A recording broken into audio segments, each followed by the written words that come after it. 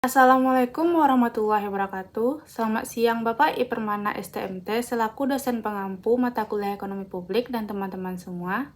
Perkenalkan, nama saya Nurul Hidayati Salsabila dengan NIM 24042135. Pada video kali ini, saya akan memaparkan materi terkait investasi dan kesejahteraan masyarakat.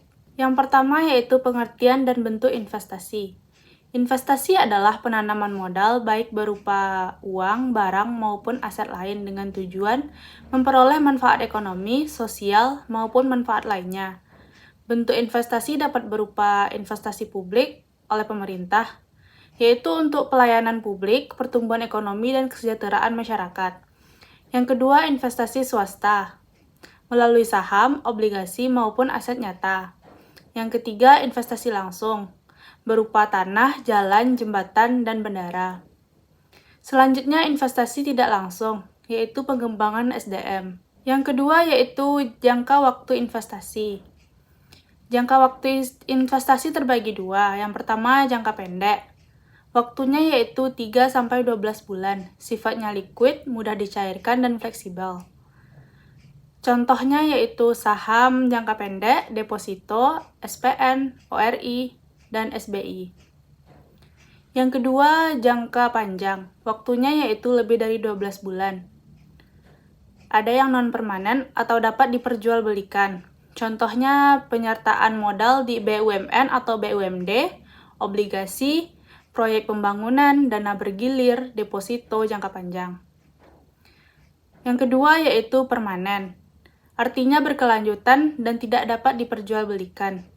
Contohnya, penyertaan modal tetap di BUMN, BUMD, dan BUMS. Ketiga yaitu peran dan dampak investasi terhadap kesejahteraan. Yaitu perannya meningkatkan kapasitas produksi barang atau jasa, membuka lapangan kerja, dan meningkatkan penghasilan masyarakat. Ketiga, memperbaiki infrastruktur publik seperti jalan, irigasi, listrik, pendidikan, dan kesehatan. Meningkatkan kualitas SDM dan daya saing nasional. Yang terakhir, memberikan multiplier efek terhadap perekonomian. Keempat, investasi pemerintah.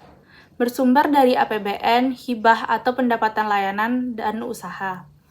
Jenis investasi pemerintah meliputi investasi sosial, investasi generator pertumbuhan ekonomi, investasi layanan publik, investasi penciptaan return, investasi efisiensi operasional. Pengelolaan dilakukan melalui perencanaan, pelaksanaan, pelaporan, pengawasan, dan divestasi.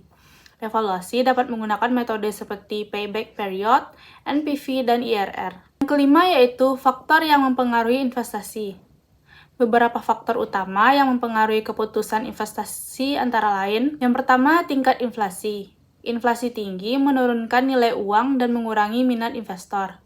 Sedangkan inflasi terkendali menciptakan iklim investasi sehat. Yang kedua yaitu risiko dan ketidakpastian. Faktor politik, keamanan, regulasi, dan kondisi global mempengaruhi keputusan investor. Stabilitas lebih menarik modal. Yang ketiga yaitu capital rationing atau keterbatasan modal. Banyak proyek layak tidak bisa dijalankan karena keterbatasan dana. Yang keempat, infrastruktur dan fasilitas pendukung, seperti listrik, jalan, internet, dan transportasi yang baik meningkatkan daya tarik investasi. Yang kelima, sumber daya manusia. Tenaga kerja terampil meningkatkan produktivitas dan menarik investor. Yang keenam, kebijakan pemerintah. Regulasi pajak, kemudahan perizinan, dan insentif menjadi faktor penting. Yang terakhir yaitu akses keuangan dan pasar modal. Semakin mudah pembiayaan dan semakin berkembang pasar modal, semakin besar peluang investasinya. Yang keenam, resiko investasi. Risiko investasi tidak tercapainya manfaat yang diharapkan, potensi kerugian dan pemborosan dana. Bagi swasta bisa untung, rugi, atau sekedar balik modal. Namun bagi publik bisa berupa pemborosan, keuangan negara, atau tidak terpenuhinya kebutuhan masyarakat. Manajemen risiko dilakukan dengan cara menghindari, mengurangi, mengasurasikan, atau mengantisipasi risiko. Yang ketujuh, keterkaitan investasi dan kesejahteraan.